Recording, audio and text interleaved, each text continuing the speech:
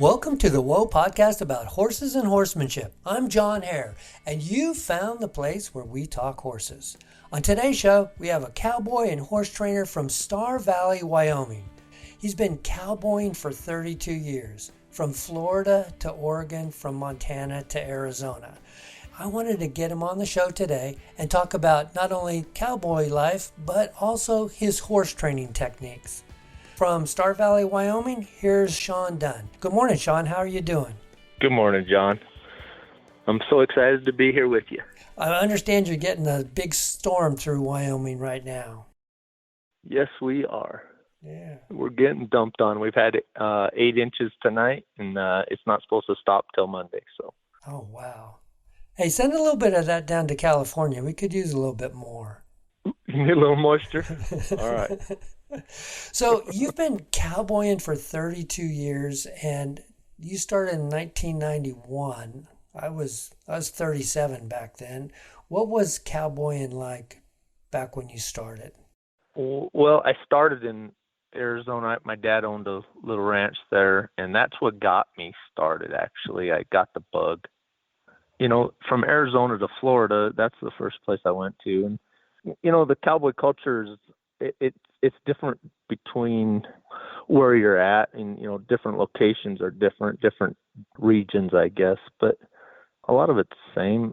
The basics are the same, but everybody has a different thought of how to do things. And back then, to me, it was my dream. I decided that's what I want to do, and that's all I want to do, and that's the lifestyle I want. So I got started doing it. I've been in California all my life. I don't think of Florida as a big cow country. What did you do there? I didn't either until I went there. And actually, as far as cattle, it's large, very large. Some of the largest ranch in the U.S. is where I was at, Deseret Cattle and Citrus, and they had 290,000 acres. My gosh. So it's a big piece of ground, and most of the ranches there were, you know, they had 1,000 head and up to 2,000 head or more, and they grow a lot of grass. So it's a good place. It's tough. There's a lot of the swamp, and so they have to deal with certain breeds so that they can have the vigor to actually survive that kind of country. But it was a great place for me to transition. I got married and we moved out there, and it was a good place for me to be. They really educate the cowboys, and I enjoyed that. I'm a learner. I want to learn. I'm constantly wanting to learn something. Yeah. Has it always been quarter horses that you've used on the ranches like that?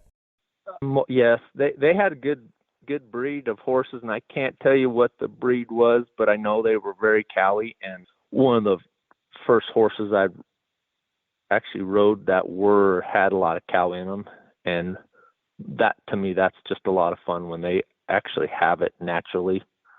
You know, it's like a retriever. You throw a ball, they're going to go get it. Right. Yeah. With cow horses, you know, you have a cow, that's part of it. You know, horses and cows, they go together, and they showed a lot of cow. And then just to go back to Arizona, so you started on your dad's ranch and you worked there. Did you grow up on horseback? I did not. About 19 is when my dad bought the place, and I had some experience.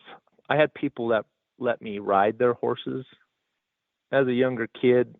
As a junior high kid, I had some troubles in my life, I guess. And horses they have a healing property to them.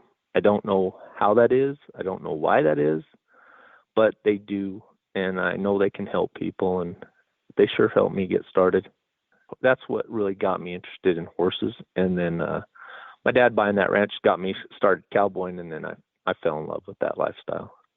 Cool. Was there a time when you realized that, man, you know what? I've been treating horses kind of like this, but there's so much more that I need to learn. Was there kind of an aha moment where you went, man, you saw somebody do something with a horse that you didn't think was possible, that, you know, you go, hey, I want to learn more about how horses work and and how to get them to do what I want them to do? Absolutely. In fact, the funny thing is you say aha. Well, I use that term because I have that right now. I'll have an aha day with a horse, and I that's when everything clicks, and my horse is I'm with that horse, and that's a goal that we all have. You know, as horse people, as horse trainers, I want to have that day. But you know, I learned from an old guy that we snubbed up the horse and got on, and away we went, and hopefully everything turned out okay. And it was you against the horse. That causes they're a bigger, you know, they win. There's got to be a better way. You know, after a while it hurts. You know, the things, you know, just getting bucked off is not necessarily fun. Yeah. And so I got to back then it was read a book, VHS maybe. There wasn't a lot out there. And my first VHS actually was Chris Cox, and he started a Utah Mustang, and I found it at the library because that's how I was so wanting to get better at what I did. And I watched that. I was in Florida when I was watching it, and I had the horses there. I had a couple colts I was riding. So he got on one without a halter, and he got it saddled, and he had the halter off, and he started riding around the round pin, and I thought, wow, that's cool. And he did it in a day. So I said, I'm going to do that because I'm a little bit stubborn that way. Well, 3 weeks later, I was just getting to where I could get on him. My timing wasn't very good, and it took me way longer. And that's the problem with some of the videos that we see. And if we don't have that experience, and I don't think you can get that experience except for doing it and being part of it. It's hard to watch. I always say watching somebody ride a horse or training, it's like golf. If you're not a golfer, it's boring to watch. They make it look too easy, huh? Yeah, it's not that. Go try to play, and it's tough. Well, the same with horses. It's easy. You can watch it, but you got to feel. It's such a feel, and that's why it's so hard to help people learn how, is because every horse is going to be different, and every situation might be different, and even the same horse the next day you might change just because they're individuals. I've always found that to be the challenging part. And in speaking with trainers throughout the years, I've got 3 horses out back. One's my wife, and I get to ride 2 of them. And that's where the bulk of my experience has come from for the last 15 years or so. So it's really kind of hard to have that well-rounded horsemanship knowledge based on 2 horses or 3 horses. And I think that's where your experience working on ranches, dealing with horses day in and day out, having to maybe ride a different horse every day for a different job, probably gives you an insight that the recreational horse rider just can't fathom. Yeah, I agree. And with my experience, that I always had outside horses at the ranches I had too. So I'd have a couple colts that I'd be starting. So I've been on I can't remember the last time I had a broke horse that I actually rode. So to get on something broke, that's a different feel too. So I'm a colt starter. I mean, that really, there's different trainers, and my experience is starting colts, but also riding outside, you know, because I've spent a lot of time outside on horses. Mm-hmm. And I think that's a challenge in itself. So there's so many different disciplines, and I just hope to help people with their my experience outside. So a lot of people are scared to go outside, or they don't enjoy their rides. You know, they want to they want to go on a trail, but man, they are fearful of being out there. I try to help people get over that fear, or see that there is a way to enjoy yourself and not be fearful of that.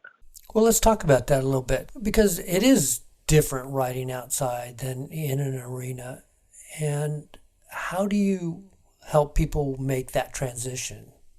Well, I've heard you on your podcast say, and you'll fix it for me, as far as beginning riders want to do advanced moves.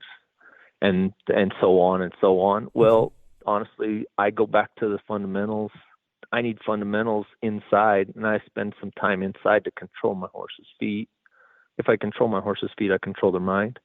Then I go outside, and there's certain things that at certain obstacles that I already have I have the motion. The horse understands the cue. Now I have to put it to the obstacle, whether it's water, whether it's over logs, or whether it's just moving to the left or to the right so he's not rubbing me off on a tree or branches hitting me in the face, or even having branches rubbing on the horse. Sometimes that's a scary thing. They've never been outside. They never had that feel. So do you do that in a round pen, or you do it in the arena? I start with, and I start all my horses in a round pen, and I start with desensitizing them. But my first is control their feet, and with that I call it liberty. It's my liberty. Mm-hmm. It's not extensive by any means, but they're free. I work on changing direction, and you have to start somewhere. You have to have a basic plan. If you don't walk into your arena or your round pen with a plan, with a thought before you go in there, well, that horse, I don't know how they do it, but they'll read your mind. They read your body. So I want to make sure I have a plan before I go into any situation. And with that plan, then that gives them some leadership, even though I'm just thinking it. They feel it. What age do you like starting your colts? I like to start them as a 2-year-old, but I don't put a lot of pressure on them, and I'll get them saddled. I might get 10 rides on them, but they're mostly inside. I don't really want to take them outside. If here in Wyoming, I'm stuck where I do a lot of riding inside in the winter, and then we can get out, and it's not till June before I can really get outside. But I'll take them for a couple rides outside and then leave them alone at 3. Then I'll really start them. But I used to question that, and I used to really be careful about that. And I'm always learning. And I was watching another podcast or listening to somebody, and they were saying if we use our horses when they're younger, they say they're not closed up, their knees aren't closed up, and I'm not exactly sure how that works. But if they say we use them younger, it helps them to get more bone growth. It helps them to be a little more sturdy. So I'm not sure exactly what I think of that. I just use them a little more than I used to. I used to just barely get them going, and then I turn them out until they're 3, and then I start back to riding them. So I tell my clients the same thing. If they want to bring me a horse as a 2-year-old, I'll get them started nice, and then turn them out as a 3-year-old, bring them back, and let's work them again and get them going again, and then take them outside. And most of my rides will be outside because that's what they want here. Right. There's a lot of trail riding here, and it's because of the country that we live in. I mean, I live in some absolutely beautiful country, and so that's what people do here. And so that's what my training has become.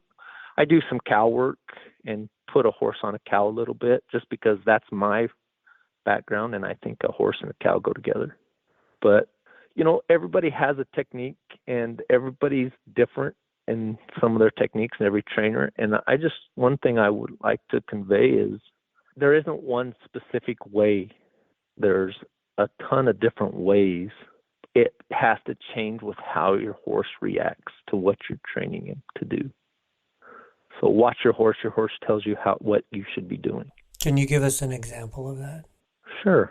So, and I watch a lot of, I YouTube a lot of stuff. Because I'm constantly learning. I think that's the greatest thing about horses. I don't care. You can be training a horse their whole life and be learning yourself the whole time.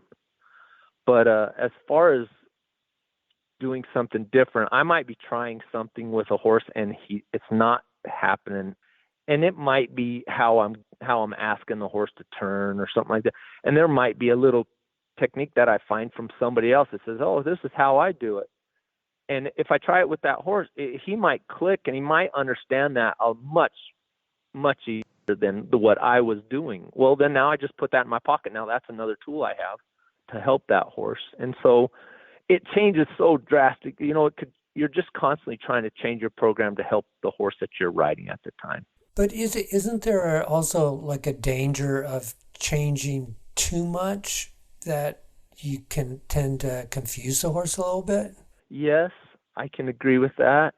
But if I'm asking something and being consistent with what I'm asking, and I'm being slow about it. Now, we're talking, this isn't going to happen within 30 seconds. This is going to take some time. But Right. they want to learn just as quick as we do. They're trying, especially if you've got a horse that you've prepared. He likes people. He wants to be around you. He's trying to please you. And so if we're slow, if we're consistent with them and don't get impatient with them, one of the things I say, abuse begins where ignorance starts. Because we don't know what to do, then we just get harder, Right. and that's not necessarily the case. The case is okay. I'm this isn't working. I can change right in mid stride. This isn't working. I can change and do something different. And if my release is correct, because I train by pressure release. Everything I do is pressure release. So if I'm releasing at the right time, my horse will pick up on that. And I'm consistent with my ask. Now, if he's not getting it, I might change a little bit what I've done, and he might pick that up. But that's, like I said, it's a subtle change. It's not a huge change, but I'm being patient with him. Yeah. When you said release, I think that's one of the biggest keys that I've learned is that if you teach your horse that the reward is the release, and you said, well, horses want to please. I kind of agree with that, but I think there are some horses that they're more interested in the release than pleasing you. They want that release. And if you've taught them that release really well, do you think that that's enough? And if you're trying to do a difficult maneuver and it's not really going well, to step back and do a much simpler maneuver and exaggerate that release so that the horse goes, oh yeah, that's what I'm after. That's really the piece of cake of this whole endeavor. I don't know if that makes sense or not, but Yeah. So with my release, and that's it's taken me years to finally figure out how to release, because being soft and asking nicely or easily is not going to make your horse softer. Giving when you ask for something and then giving it at the right time will make him softer. And I don't care. So if I pick up, and I'll just use this as an example, I have a snaffle in his mouth, just a ring snaffle, smooth ring snaffle, not twisted, just smooth. And I pick up softly and make contact with his mouth. And then once I make contact, I can pull with 300 pounds of pressure, but I let go as soon as he lets go. And I always use an example. If you take your fist and you put it by your jaw and you have about an inch and you hit yourself in the jaw, not hard, but just bump yourself in the jaw.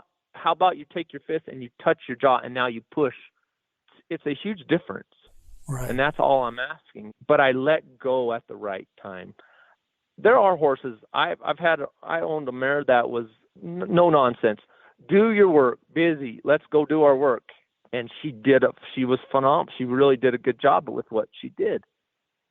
But she was all business. When I've had other horses that they're a little more playful, they want to please you, but they're not. So hey, they're not going to get aggravated with if we're out there just dorking around a little bit, And that's something that every horse has a different temperament. So you're going to have to change whatever you're doing to the temperament of your horse or just its whole demeanor. My softness starts with my groundwork and my pressure release. I ask for a turn, and I give, but also you can put pressure on a horse and then back away. And I'll just use that as an example. So I just want him to move forward. I put my pressure on that horse and ask him to really move out. And then I back off, I get away from him quickly. Well, I just made my release bigger. Right. Sometimes we have to help the horse by making that release bigger. Other times, if I ask and I get just a try, that's my time for release because I just got a try. I'm asking for a try.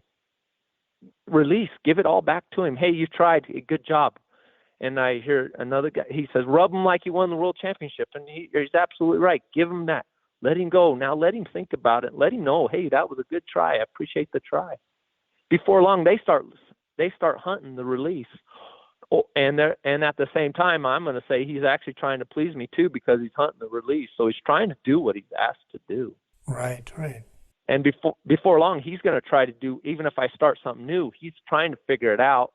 Even though it's his first time, he might pick it up really fast, or he might be like, nope, that's not it. That wasn't what I was asking. And you just have to help guide him to what you were asking him to do. What are the 3 or 4 biggest exercises that you do in the round pen?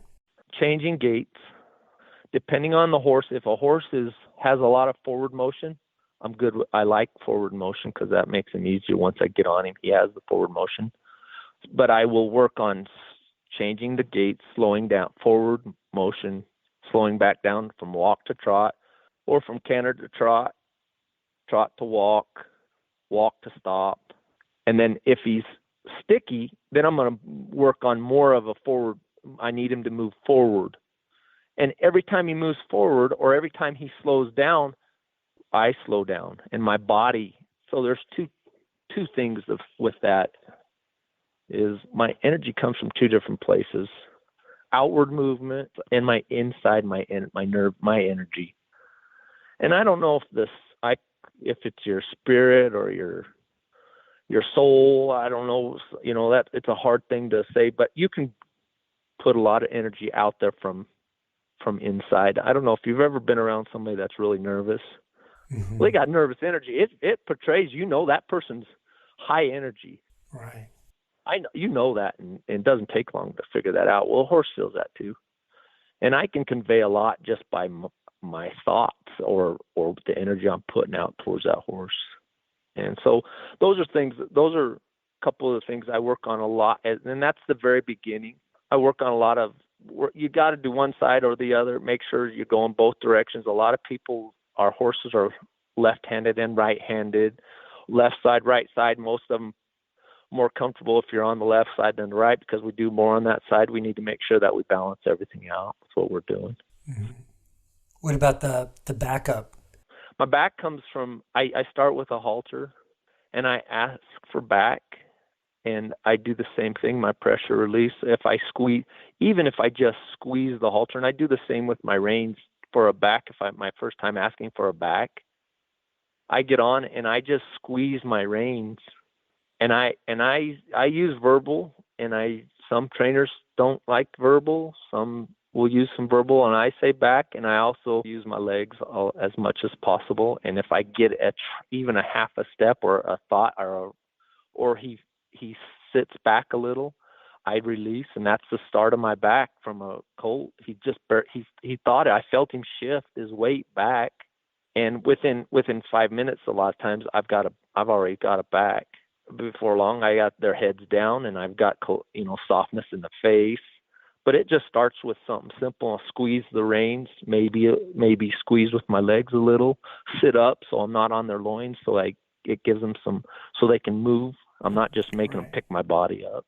And those are things that I've learned over time, and I've learned that I can do more with less than a long time ago. It was ugly. Wasn't very pretty. Now it comes a lot faster, and I'm slower. So slow is fast as long as I'm patient. And if I own what I'm doing, own what your training is. I always look at myself. If something's going wrong with the horse, I always look at myself first. It's not, I hear a lot, oh, that horse, that dumb horse. Oh, that's not that horse. It's the guy on top of him. And I always look at myself, okay, what am I doing to cause this? And then I try to change what I'm doing to help that horse to succeed at whatever I'm doing. One of the challenges I think our listeners face, you start colts, so you start them from the beginning. They're kind of a blank slate. All the stuff that you do for them is based on the program that you've developed. As you've made mistakes on your earlier colts and kind of eliminated those mistakes on the colts that you start now, well, sure. Those earlier colts that a trainer has made mistakes on then gets sold to a recreational rider, and now that rider has really no sense of history about that horse, but it does know that it has certain issues or problems. And those are the hardest, I think, for people to fix, particularly the recreational rider who doesn't have a whole lot of experience. Is there such a thing as rehabilitation of working through some of the issues that horses have? Have you run into problems where you're helping a client with a horse has an issue with something and that started from another trainer? Absolutely. How about start from the owner? Because we get here where we're at is a lot of people say, well, I'm going to start this horse on my own. And then it's, I'm not getting her done. This isn't working. It's not good. Right. And then they find somebody to help them with their horse. And my process always is I start at the beginning and I start back to my round pen, and I'm going to call it my liberty. I start with some liberty, because that little bit of liberty work that I do, that little bit, helps that horse gain some confidence in me too, because I'm not controlling that horse. He's doing it. So I'm not completely controlling him. I'm doing it by my movement or where I'm at. But I start from the ground zero and I start all over again. We need to have a conversation first before I even know who you are or what issues you have. I'd like to talk to you first. Right. And basically that's what your groundwork is being able to communicate with your horse and getting to know each other and where you're at and who you are. Now, some horses can be false. They're great on the ground. As soon as you get on them, they're going to buck like a madman. And I still say that's man-made a lot of times, most of the time in the 90 percentile. We just have to work with that and try to convey the message that, hey, this isn't okay. And my not okay is you want to act like that, then I'm going to control your feet. I'm going to make you move a little more than you want to. And then as soon as you quit doing whatever we don't want to see, whatever behavior, I'm going to release. As soon as it changes, I'm going to release and relax and let him have his wind back, and maybe let him know that, hey, look, we don't need to act like that. I can imagine that's got to be a bit of a nightmare for you to take on a horse where an owner has said, well, I tried starting this horse, but I was struggling. So now I've been working at it for a couple months now. I'm finally going to give up and let you take over. And then they want it done in 30 days, and that's not okay. And we're starting to get away from that as a whole, as a community. 30 days isn't, and I'm pushing to be away from that. I don't want to do 30 days anymore. I'm getting older too, and man, I sure like after 30 days, it's a joy to ride because I've got them going nice. Now I can start teaching. Right. And I like the teaching part. I don't want this. I'm not a young guy anymore. I don't want to I'm not into it to see if I can get this colt going. I want to start teaching, and I enjoy that part. So that's starting to be more enjoyable to me. But people need to realize that you can do work and you can get them going. And if you don't ask too much, you're not going to get a whole lot, but at the same time, you're not going to screw them up a whole lot either. So being patient with them, we have so many. YouTube is such a huge educational thing. There's 4 million ways to do one thing, and you can go try it out. And as long as you don't get too big with them, and you try it. Oh, it's kind of working. It's kind of work. Well, now I might spend some more time doing that and see how it works, because you're gonna have some holes if you don't have the experience. Right. But that doesn't necessarily mean you're going to have some terrible holes. Those holes might be able to fix as you educate yourself some more. I'm not necessarily saying I'm an advocate for people starting their own horses. I think it's better to send them to somebody and let them start your colt and get them going decent, and then go ahead and start riding them, especially if you don't have the time. Yes. Because once you have a younger horse, you are a trainer. Even if you put 60 days, have somebody put 60 to 90 days, you're still a trainer. You have to be a trainer to a point. You have to start helping that horse, and you're going to have to train that horse as he progresses. And I don't care if he's 10 years old, you're still training. I mean, imagine you're still training on your horses. Yeah. So you're a trainer. You're a trainer. I firmly believe that whenever I'm interacting with my horse, he is watching me every step I make, and I'm either training him to do something good or training him to do something bad, whether it's bad. Going to the feed bin, carrying that flake of hay in there, and he starts crowding me. Hey, son, you got to back off of this, Absolutely. I say, and I always use kids as an example. With kids, you teach your kids. Eventually, you don't have to teach them something anymore, whatever it is, because they're like, okay, I know how. I'll do this. This is what I do. A horse, you can teach them that, but every once in a while, you're going to have to go back to it and say, remember, you're not doing that, and they're constantly going to try you.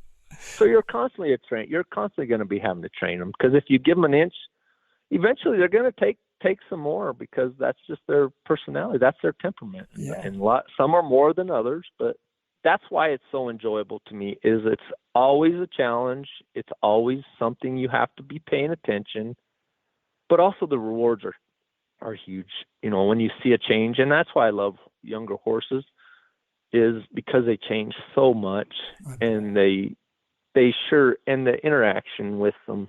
And that's something else that we don't realize, how much they understand if I have good thoughts about them, they know it. If I'm thinking this rotten, no good son of a gun, well, they know it. They know we think that way.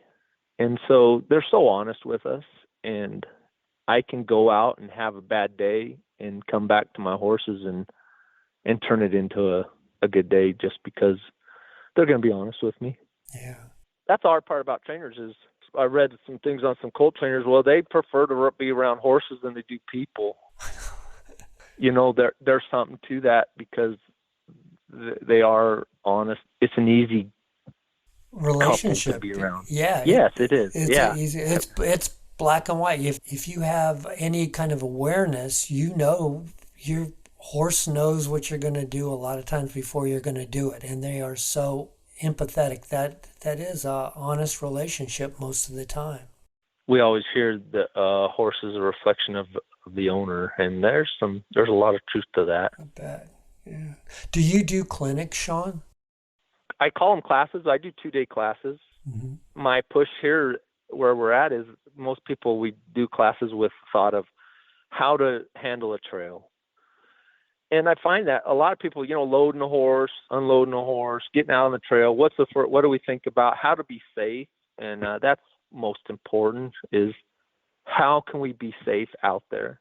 So we work on groundwork for half a day, and we take off and we load up in a trailer and we go ride some trails. Yeah. Are there any tips you can give us from what you teach your students in those classes? If we can control our horse's feet, we can put them anywhere. So, and if we are loose, and I'll just use an example as far as how I ride, and I can tell a story about that, is I let my horses, my reins are rather loose. I let them, they need to be droopy. So I give my horse some freedom. I let them look at the trail a little bit. I don't let them I don't want them to be just a hound dog and have their nose on the trail, smelling this, looking at this, weaving. I want them to walk out, but I want them to pay attention to the trail. And I start that from ground zero, very beginning. And if they look at the trail, and they know that they can look at the trail, then when they come to an obstacle, the first thing they do is they look at that obstacle. People hold their horses so tight a lot of times when they're riding that the horse can't see where he's going, or he doesn't know he doesn't know the trail very well. So when he gets to the obstacle, instead of looking at the obstacle and getting through it in a slow manner, he's just going to blunder through it. And we've all been on a horse that blunders through a scary spot. Right. And I want that horse to pick his way and take his time. They don't want to fall down or get in a pickle any worse than we want to. But we got to let them have that freedom. And one of the things that happens with that is I went my story is I took two guys hunting, and they were on two horses they had rented. They weren't horse people at all.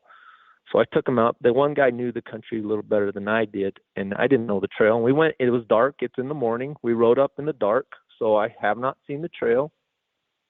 We got up to where we're at, and we looked around. It was more of a horseback ride, and that's Wyoming. Hunting by horseback is a big thing in Wyoming, and that's what they wanted to do. So we went for a horseback ride. Really, that's all we did.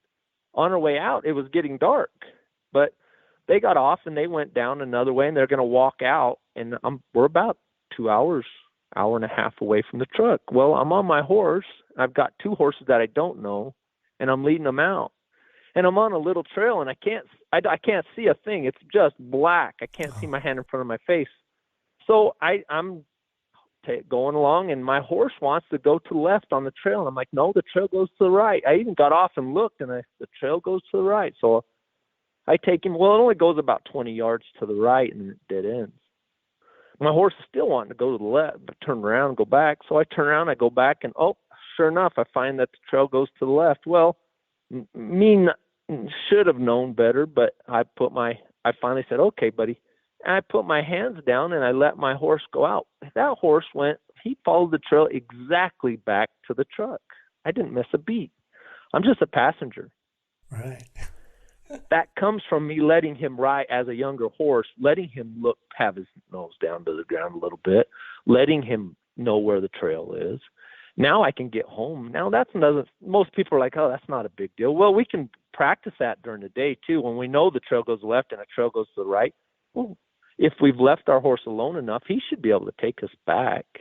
People don't have the confidence in their horses. And I've taken some classes, and we've rode out late in the evening, and then we waited until dark and came back in the dark. And it's surprising how many people have never ridden their horse in the dark. Yeah. All it does is give the people it helps people get a little more confidence in their horse. And it's surprising how well a horse can actually see. I imagine there's a certain amount of feeling that you're a team at that point too, right? Absolutely. Now it's me and the horse. Yeah, you're absolutely right. It's just not me riding the horse and directing him where to go. It's now that horse has got a responsibility. Please take me home. Please get me back. Yeah. And they will, and they can. Some don't, some won't. And there's some that you're like, oh, he has no idea, and there's some people that if you told them to go north, and they wouldn't know which way north or south was, right. And you put me in a big city, and I'm going to be the same way. I'm like, holy cow, I have no idea how to get around. Exactly. That's an excellent example, because if I've gone someplace and I've used the navigation in the car, and I just, it says turn right here, turn left there, turn right there. If that goes out and I have to find my way back, I wasn't really paying attention because the car was doing everything for me. So that could You're be done. Like the rider who's directing their horse every which way. Being a passenger does that same thing. If you're not driving and you're the passenger of the car, you have no idea how to get anywhere. And the driver, we've gotten away from that because we have our phones that tell us everything. Yeah. And that's a plus about being out in the woods still and riding outside is I don't use I don't use anything. And I guess we still can. We still have electronics to help us get around, but I'm old enough where my kids make fun of me when I just try to use my phone. So I'm still a little bit of old school, but I tell you what, I can get home, and I trust my horse to help me get home too. But all that comes to, if you don't ride by yourself, that makes a big I like to ride by myself, and I make such a big difference when I ride horses by themselves. Then that horse and I tend to have a lot better communication, because he's relying on me and I'm relying on him. Right. And a lot of people don't get that opportunity to ride, I don't care. You have to be safe as you do it also. So it's okay to be in an arena to do it, but arena work and outside work are so different.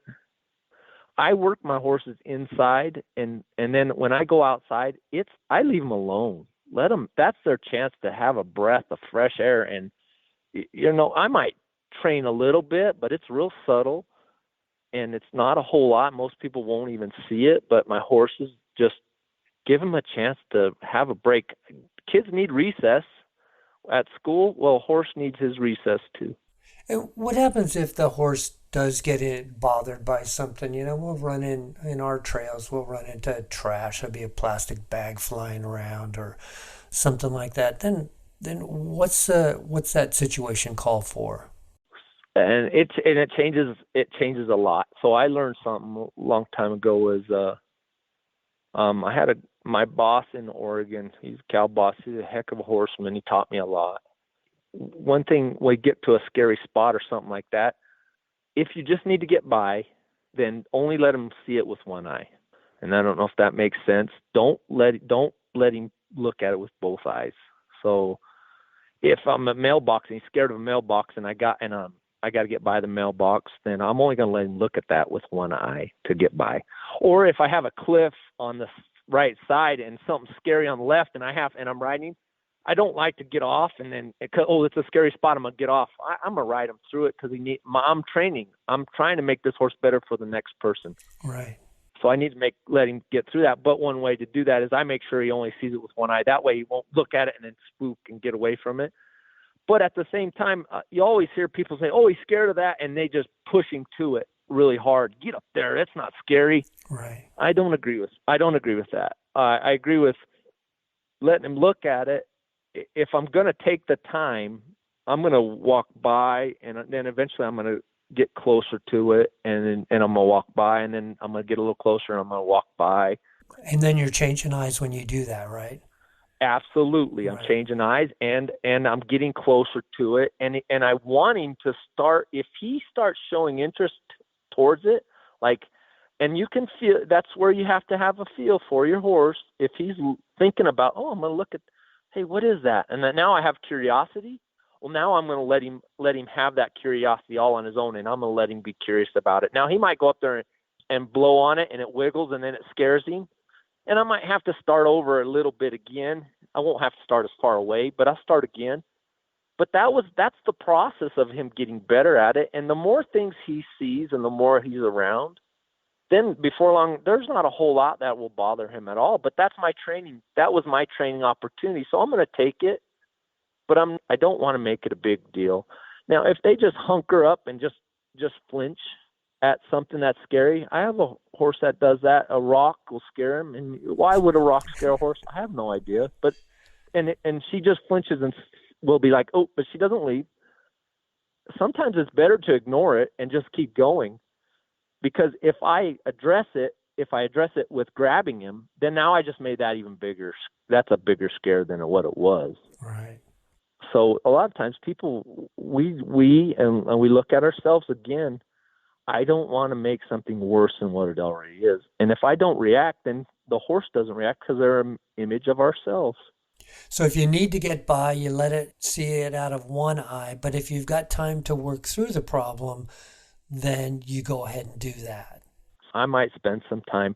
And just by letting it look at it with one eye and walking by and then going down the trail, and I have to come back and I have to see it again, you'd be surprised that on our way back, the scary thing, now it just got half as scary as it was before.